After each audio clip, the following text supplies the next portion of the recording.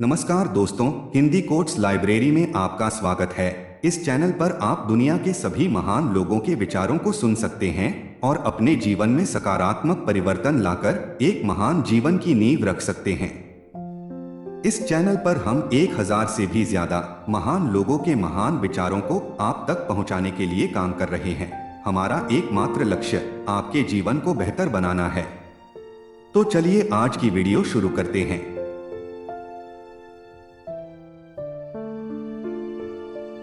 आज की वीडियो में हम एंड्रयू कार्नेगी के अनमोल विचारों को जानेंगे। एंड्रयू कार्नेगी एक अमेरिकी उद्योगपति और परोपकारी व्यक्ति थे। उनका जन्म 25 नवंबर 1835 को हुआ था और 11 अगस्त 1919 को उनका निधन हो गया था। वह एक महान दूरदर्शी थे जो समय के साथ व्यापार के अवसरों को अच्छी तरह से समझ सकते थे और उनका प्रसार कर सकते थे। उन्होंने कार्नेगी स्टील कंपनी बनाई जो 1890 के दशक में दुनिया में सबसे बड़ा और सबसे अधिक लाभदायक औद्योगिक उद्यम था। उन्होंने अमेरिकी स्टील उद्योग के विस्तार का नेतृत्व किया और इतिहास के सबसे अमीर अमेरिकियों में से एक बन गए। एंड्रयू कार्नेगी संयुक्त राज्य अमेरिका और ब्रिटिश साम्राज्य में एक प्रमुख परोपकारी व्यक्ति थे। समाज के कमजोर वर्ग और विश्व शांति के उत्थान के लिए और शिक्षा के प्रचार के लिए किए गए दान में उनकी परोपकारिता देखी जा सकती है। उनके पास दुनिया भर में स्थापित 3000 से अधिक पुस्तकालय हैं। अपने जीवन के अंतिम 18 वर्षों के दौरान उन्होंने लगभग $350 मिलियन दान दे दिया था, जो कि उनकी संपत्ति का लगभग 90% था। उस समय के हिसाब से यह एक बहुत बड़ी रकम थी।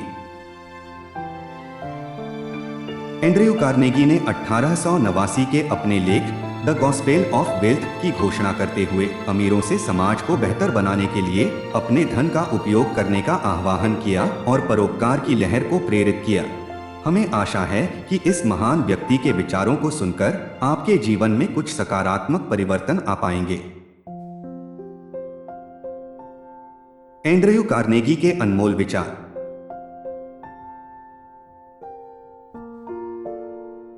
दौलत हमारे अहंकार को खिलाने के लिए नहीं, बल्कि भूखे को खाना खिलाने और लोगों की मदद करने के लिए है। कोई भी व्यक्ति एक महान नेता नहीं बन सकता जो सब कुछ स्वयं करना चाहता है या इसे करने का सारा श्रेय प्राप्त करना चाहता है। तुम वही हो जो तुम सोचते हो, तो बस बड़ा सोचो, बड़ा विश्वास करो, बड़ा काम करो, बड़ा दो, बड़ा माफ करो, बड़ा हंसो, बड़ा प्यार करो और बड़ा जियो। एक पुस्तकालय किसी भी अन्य चीज से आगे निकल जाता है जो एक समुदाय अपने लोगों को लाभ पहुंचाने के लिए कर सकता है। यह रेगिस्तान में कभी न गिरने वाला वसंत है। सुख का रहस्य त्याग है। अमीर बनने का तरीका यह है कि आप अपने सारे अंडे एक टोकरी में रख लें और फिर उस टोकरी को देखें। जैसे जैसे मैं बड़ा होता जाता हूं, मैं पुरुषों की बातों पर कम ध्यान देता हूं। मैं बस देखता हूं कि वे क्या करते हैं। अपना कर्तव्य और थोड़ा और करो, बाकी भविष्य अपने आप संभाल लेगा। जो लोग खुद को प्रेरित करने में असमर्थ हैं, उन्हें सामान्यता से ही संतुष्ट रहना चाहिए, चाहे उनकी अन्य प्रतिभाएं कितनी भी प्रभावशाली क्यों न हो। औसत व्यक्ति अपनी ऊर्जा और क्षमता का केवल 25% अपने काम में लगाता है। दुनिया उन लोगों के लिए अपनी टोपी उतारती है जो अपनी क्षमता का 50% से अधिक लगाते हैं, और उन कुछ लोगों के लिए अपने सिर पर खड़े होते हैं जो 100% समर्पित करते हैं। लागत देखें और मुनाफा खुद का ख्याल रखेगा। अपना सर्वश्रेष्ठ करने की चेतना को छोड़कर स्वकृति की तलाश न करें।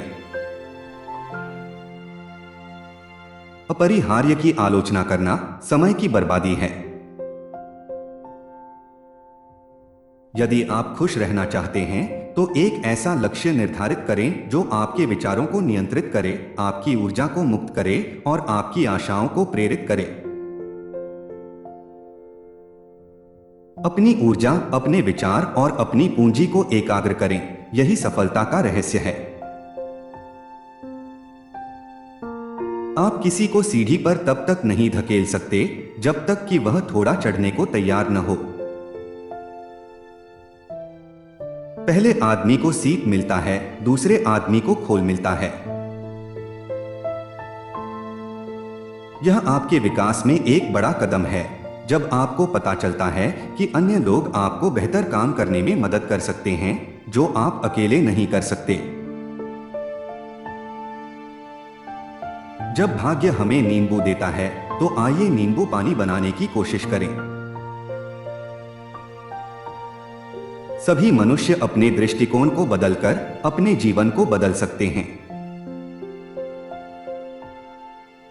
एकाग्रता मेरा आदर्श वाक्य है। पहले ईमानदारी, फिर उद्योग, फिर एकाग्रता।